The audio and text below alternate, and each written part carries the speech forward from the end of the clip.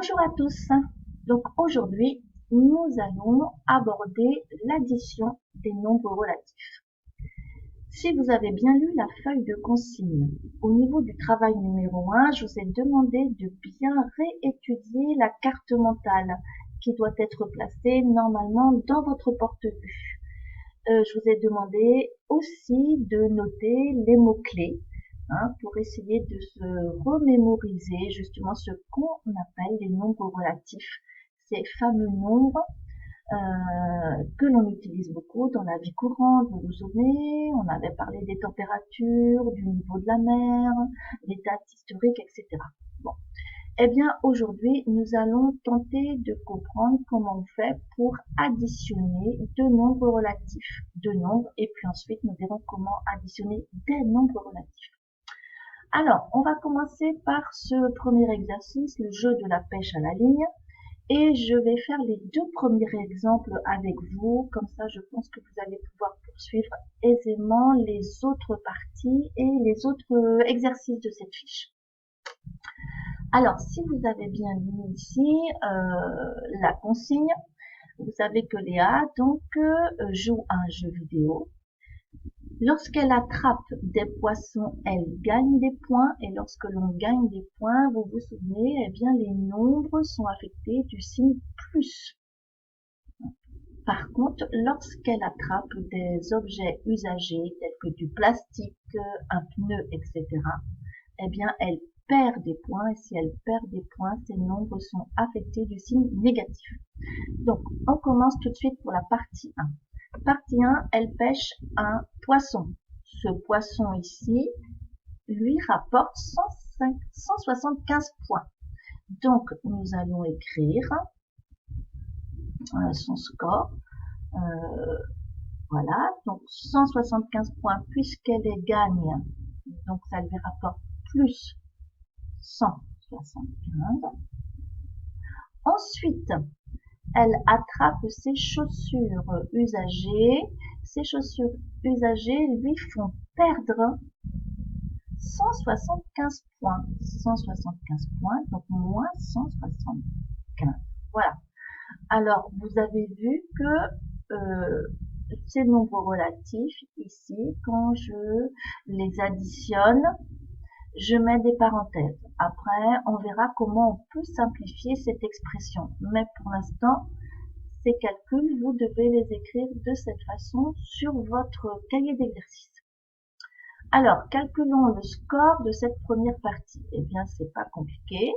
Elle a gagné 175 points. Ici, elle en perd 175, ce qui veut dire que son score, bien sûr, devient nul. C'est comme si, par exemple, hier, vous avez gagné 175 €. Aujourd'hui, vous avez perdu 175 €. Qu'est-ce qu'il vous reste dans votre porte-monnaie? Rien du tout. Passons maintenant à la deuxième partie. Deuxième partie, voilà ce qu'elle a attrapé. Alors, on y va. Le pneu lui rapporte,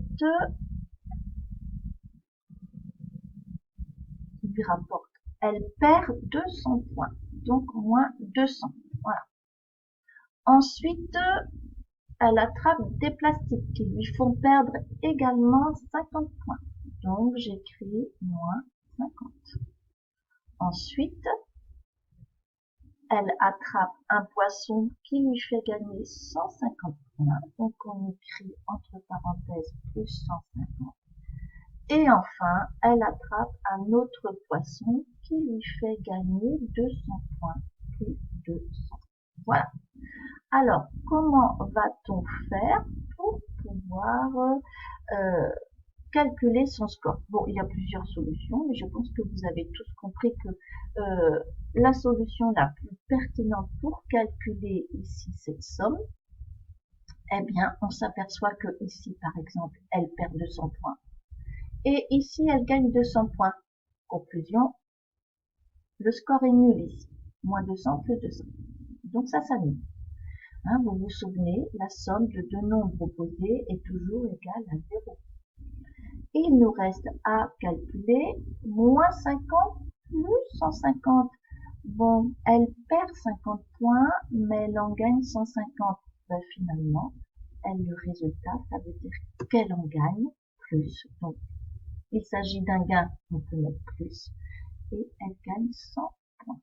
Après, par la suite, on verra que pour simplifier, pour les nombres positifs, nous ne sommes pas obligés de mettre le signe plus devant le nombre. Sinon, bien sûr, vous auriez pu calculer de gauche à droite, ce qui n'était pas très pertinent, en faisant moins 200, moins 50. Donc, je perds 200 points et j'en perds 50. Donc, ce qui veut dire que j'en perds 250. D'accord? Ici, je gagne 150 et je gagne 200 points, ce qui veut dire que j'en gagne 350. Donc, je perds 250, mais après, j'en gagne 350. Finalement, le résultat vient à plus 100. Il y a plusieurs façons, effectivement, de calculer cette somme. Nous pouvons regrouper les nombres négatifs et nous pouvons regrouper les nombres positifs. Donc, après cette petite explication, eh bien, je pense que vous pouvez poursuivre aisément les autres parties et puis vous ferez de la même façon les autres exercices en écrivant bien toute cette somme de cette façon avec parenthèse. Après, bien sûr, dans un deuxième temps, on apprendra à simplifier une expression. Eh bien, bon courage à tous et puis à bientôt.